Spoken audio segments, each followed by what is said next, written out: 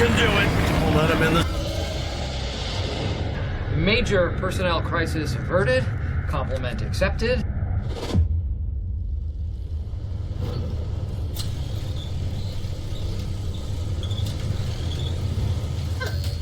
I'm marginally impressed. Not bad, newbie. Honesty is the best policy, so let me be upfront about something. My gaming library normally is split into two categories. Games I would normally make a review on, and games that are purely for my own personal chill time. And Pacific Drive normally would have gone straight into the secondary category. Now you're going to ask me, if I wasn't planning on playing it for the review, then why do it? Well, number one, because. And number two, Pause for effect. look at rule number one. Got him! The game is described as a first-person survival horror. For me, it's a scavenging simulator with a drivable car, and I mean that in the best way possible. Listen, when it comes to simulators, I love simulators. Throw on some Spotify tunes to the vibe of whatever you're playing and just enjoy yourself. All for it. Pacific Drive has a lot to offer, but it's not going to let you relax, that thing is for sure. And somehow, that's not a bad thing. Get in the car, I'm driving.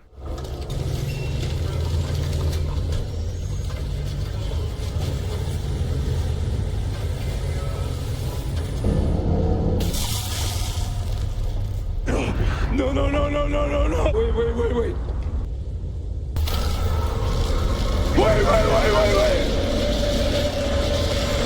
The word I would use for the story in this game is unique.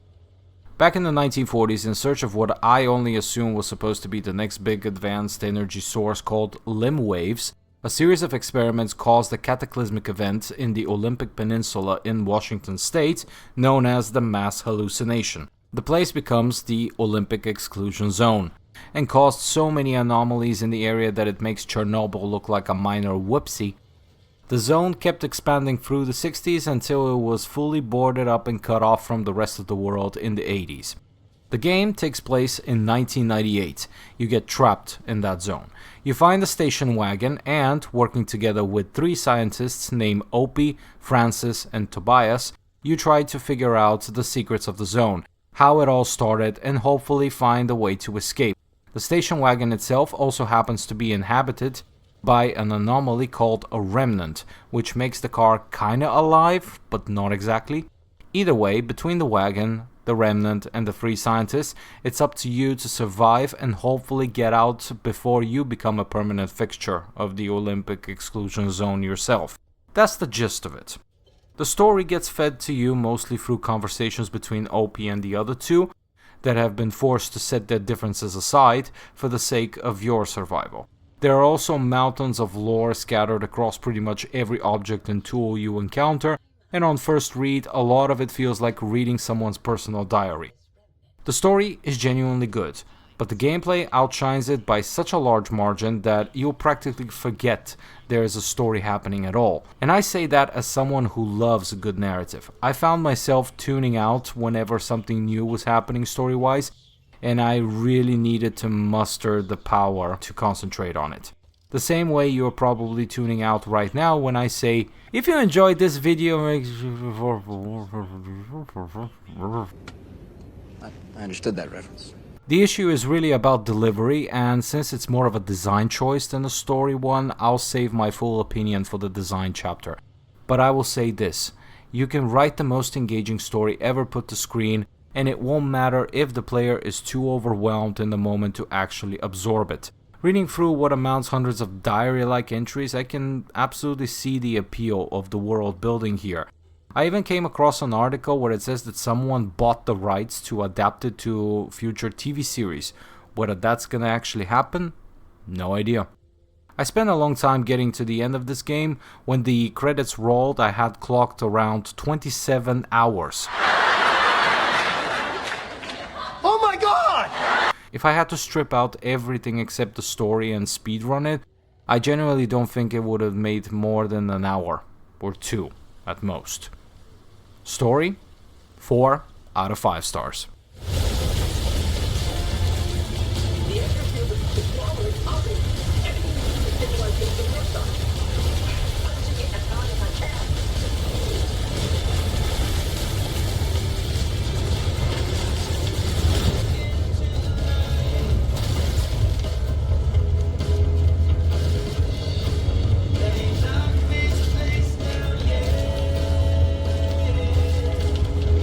Ironworks Studios deserves serious praise for this one.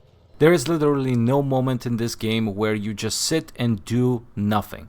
Something always needs crafting or fixing, something needs reordering, something needs planning. The game does not leave you alone. Your first and most important priority is the station wagon, the remnant, whatever you want to call it. It's the only thing standing between you and everything dangerous outside your temporary home base, the auto shop. Think of it as a symbiotic relationship, like Brock and Venom. In this world, you cannot die. Even when you're about to, the remnant will not let it happen. It will sacrifice parts of itself, limp and drag you back to the safety of the auto shop, but you will survive. So in order to improve your survival chances and the car's protection capabilities, you go on trips into the zone. Think of it as a multi-level dungeon. There are areas called junctions, and you drive through them charting your own path as you go, always moving forward with no turning back, until you either reach your furthest intended destination or accumulate enough energy to call on an extraction portal back to the shop. Every single location is procedurally generated, so the same junction will always offer more or less different layouts and materials every time you enter. The whole reason to go out in the first place is to scavenge. Scrap, glass, plastic, fabric, chemicals, rubber, and dozens of other materials, all of which need to fit in the trunk of the wagon. The zone is split into 3 levels.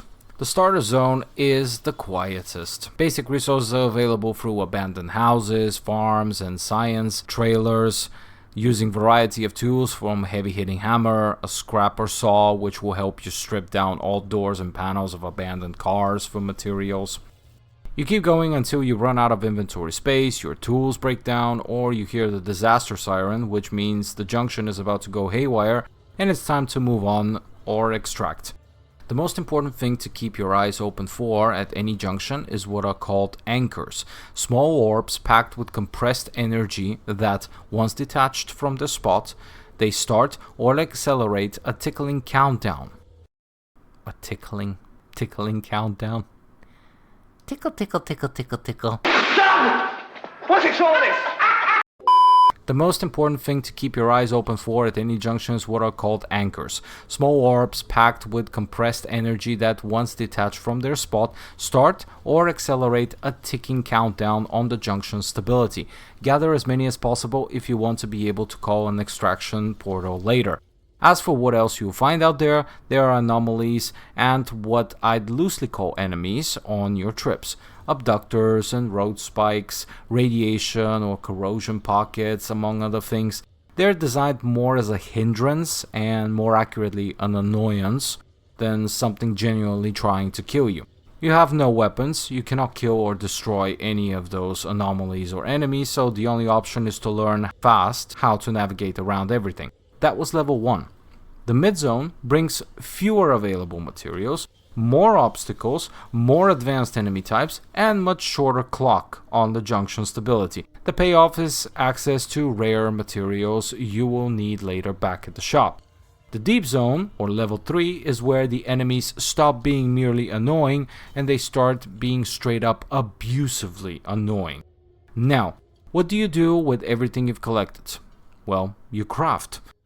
Back safely in the auto shop, you take that beaten up station wagon that looks like it's held together with duct tape and wishful thinking, and you turn it into a science fiction Frankenstein of a car that would make even Doc from Back from the Future jealous. The fabricator lets you use the anchor energy you've collected to develop blueprints for additions to the auto shop or the car. About 90% of your materials go towards building parts and upgrades for the car and the tools you bring on trips. Doors, panels, bumpers, roofs, and side racks, all coming in different varieties depending on what kind of protection you need. You can also add storage racks to bring more materials per trip, a lightning rod to redirect electrical damage to the battery, or you can make extra batteries or extra fuel tanks. The developers clearly worked around the clock coming up with applications, and if I listed every single one, this video would run an extra hour. Interior customization exists too. Steering wheels, shifter heads, things that hang off your mirror, bobbleheads. Not that extensive, but it's something.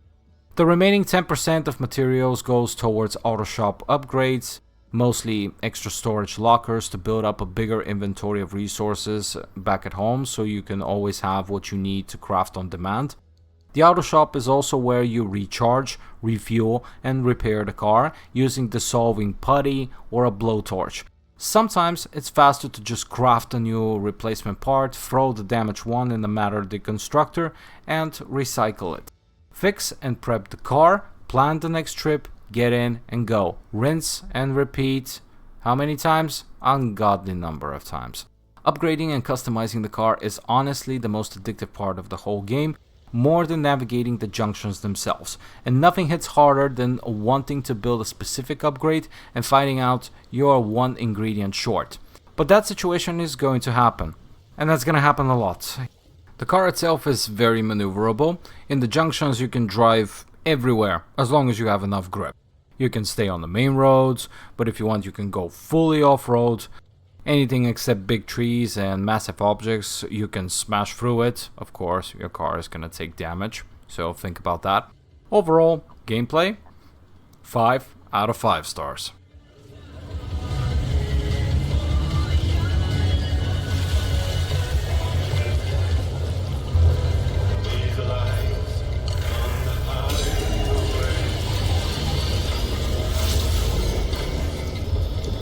As a whole, the game looks nice. Pretty good graphics as you can see for yourself.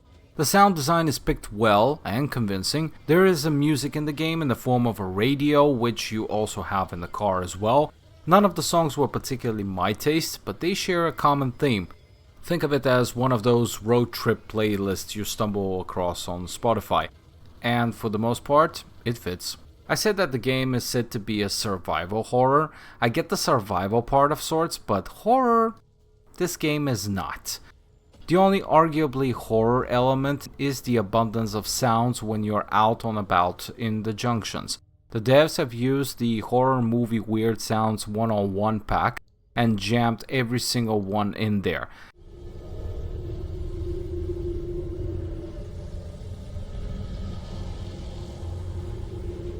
You hear sounds from rustling leaves and branches, strange animal sounds and howls, but at least for me personally, happy to say, no jump scares even.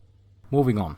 Remember when I said I had a couple of comments saved for this chapter, starting with the story delivery. The story itself is genuinely fine. The delivery is where it falls apart. Everything comes through listening. You have no actual conversations with the other three characters. Either they talk to you, or you end up eavesdropping on exchanges between them that feels like you're wiretapped their line. No cutscenes, not even a picture on any of these three characters to put a face on their voice. At a certain point in the game, I generally wasn't even sure if they're alive or if I was listening to ghosts or some form of advanced subconscious, I don't know. And as I've mentioned, there's a lot going on around you at any given moment. So when a conversation suddenly starts happening, you're left choosing between stopping everything you do to listen or just ignoring it and getting on with whatever you were doing. Even a still image of the character is just something to attach a face to a voice, as I've said. There are a lot of systems working in this game that I haven't mentioned yet. Your car parts don't just sit there permanently, they have a life to them as well. The tires, for example. I never realized, and was never told, that they wear down just like real tires do. Past a certain mileage they start to bend and pop, usually at the most inconvenient possible moments. That's a nice detail.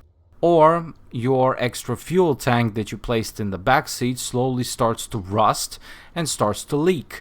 And before you know it, you are frantically searching every abandoned car you pass for fuel because you're about to be stranded.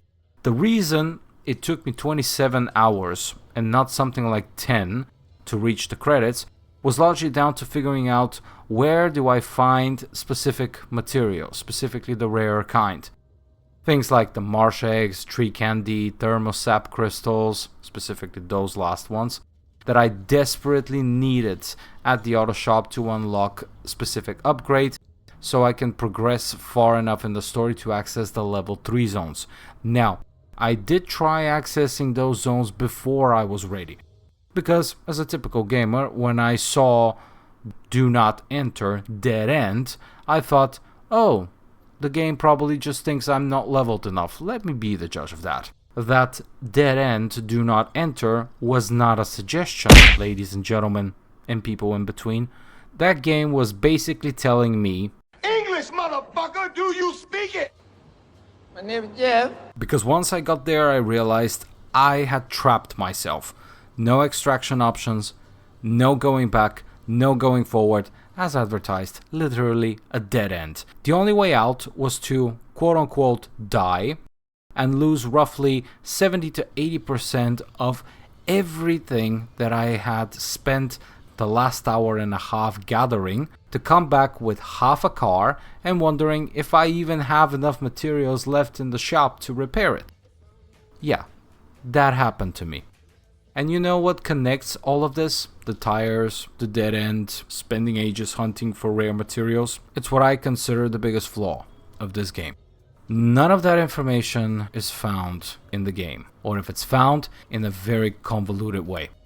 This is frankly unacceptable. Design gap. In most games with scavenging and crafting across different levels, there's always somewhere that tells you where the fuck you can find that specific resource and where the fuck does it spawn. The only way I found out where to look for the thermosap crystals, besides stripping armored abandoned cars, was googling it. Are you fucking kidding me? Scorch Junction, in case you're wondering. And even if that information exists somewhere within the game, it's buried in such a convoluted way that it might as well not be there at all. If your game makes me pause to find a solution elsewhere, I don't need to be a game designer to know that this is a significant design gap. I believe it all comes from the fact that Pacific Drive offers you so much all at once. You got car management, maintenance, fixing the wagon in the shop and patching it up on the road, keeping an eye on fuel and battery at all times. Then inventory management to maximize what you bring home per trip with tools and fix kits eating into that precious space. Scavenging across an open area with no direct threats at all, no zombies, nothing actively hunting you, so whatever you see is yours as long as you got room for it. Instant gratification, and on top of all that, crafting extensive enough that you can replace pretty much every single part of the car from the body down to the tires and the headlights. And I haven't even mentioned expeditions, a separate mode of randomly generated hard trips where you start with only what you have and survive on whatever you can find. Get to the end or limp back empty-handed. Even after everything I just said, I have nothing against the developers, okay? Ironworks Studios went above and beyond with the content in this game. No question about it. There is enough to keep you playing long after the story is done and dusted. But this superabundance of content is also where the game trips over itself. It can get overwhelming fast. Design, 4 out of 5 stars.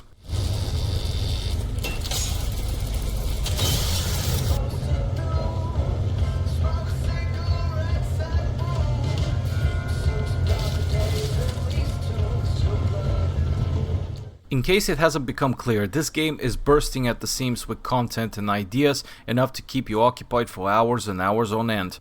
But as I said, this overabundance of content, despite being the game's biggest strength, can also be its greatest weakness, to the point where critical information such as where does much needed resource X spawns is either hidden or absent. And like I said, if I have to pause my game to Google the answer, that's not a good look for a game to begin with. If the game is on discount, it's absolutely worth your time. Just have a browser tab open. Just in case. Final score for Pacific Drive, a respectable 4 out of 5 stars. Thank you all for watching, and if you got to the end of this video, if you like my fully devoid of any AI interference content and want to support real creators here on YouTube, make sure you give this video a like and subscribe to my channel for more game reviews. This is SaltyKal. See you next time. Linked to you. Fascinating. We'll never know how far the remnants of sessions wormed into your head, but you should be safe from it getting any worse.